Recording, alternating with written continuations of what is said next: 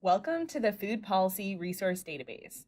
We developed this tool to be a one-stop place for food policy practitioners, academics, students, and more to find the resources they need to make their efforts in changing local, state, regional, and tribal food policy the most successful they can be. This short video is intended to give you an introduction to using the database, as its comprehensive nature may make it challenging to find exactly what you're looking for. To begin, you can easily access the database by visiting www.foodpolicynetworks.org, and networks is plural. On the first page, you'll see all the resources in the entire database, which is 626 at this time. The panel of filter categories on the left side will assist you in making your search results a more approachable number. These filter categories are organized by topic, document type, organizational tool, jurisdiction, geography, and year published. I'm going to walk you through each category, and then we'll offer a few examples of how one might initiate a search for something. So firstly, the topic filter includes all the various areas your food policy group may cover. For instance, we have economic development, which includes things like food hubs, environmental sustainability policies related to water conservation, GMOs, and soil recovery would fall under this filter. Composting is becoming such a commonly addressed food policy that we made its own filter, food waste and recovery, which fits within the environmental one. Food processing policies relate to areas such as cottage food laws and mobile slaughter units. The food procurement filter sorts resources related to farm-to-institution procurement policies. As you continue down the list, you'll see food production, hunger and food security, labor, and retail policy, all areas that you might be interested in. Our next filter category is document type. This can help you differentiate if you're searching for something specifically like a peer-reviewed journal article, which would fall under academic literature, or for something more hands-on like a how-to guide.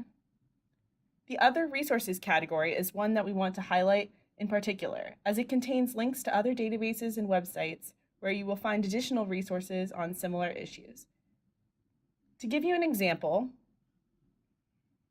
I'm going to click on page 5, which is where most of the websites and other resources are listed simply because they don't have a specific published date and the database is organized chronologically with the most recently published resources first.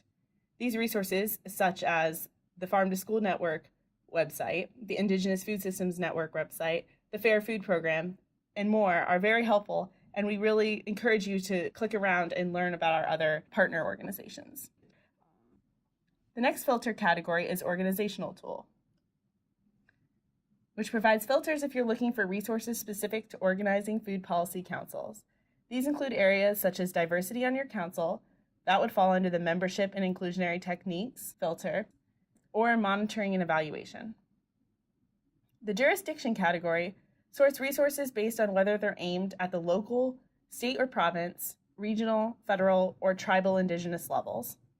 This category is helpful if you're looking for something done at the state level in a specific topic area, but don't know which states have done something like that. If you do know a state in particular and are looking for a resource specific to it, then you would use the next filter, geography, to search for that specific state. This filter also includes county or district for Canada and city municipality categories. Finally, the year published filter is pretty self-explanatory. I'll now show you a few examples of how one might go about using these different filters at the same time. Say I'm a food policy coordinator at a city level looking for what other cities like ours have done related to composting ordinances. So I would first filter under the food waste and recovery one, which at this point has 94 results. I'll then look under past legislation related to this and at the local level. These results include a resolution passed in Austin, Texas and Buffalo, New York, as well as some metrics for New York City, and it looks like a few reports. Sometimes you'll see reports in here which are often more comprehensive than the specific resources you may be looking for. However, they've often been tagged for these categories because they may include a chart that lists local level legislation related to your interest area that may not be listed in the larger database. For our next example, and I'm going to reset the filters, let's pretend that you are about to embark on a community food assessment and are looking for some resources to assist you in your process.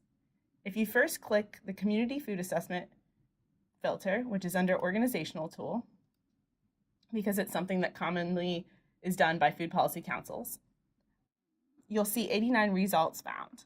These include both community food assessments that have been conducted in various areas across North America, as well as how-to guides on conducting community food assessments, academic literature related to evaluating community food assessments, and more. You can use these additional tools to assist in narrowing your search. Since I'm just starting the process, I might start with looking at how-to guides on the topic.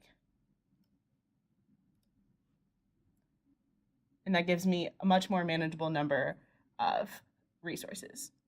For another example, let's pretend I'm a citizen in Kansas who wants to see what food policy reports and legislation exist where I'm living. If I search under the geography filter for Kansas,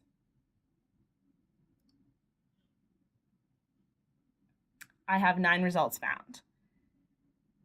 Other areas, such as Oregon,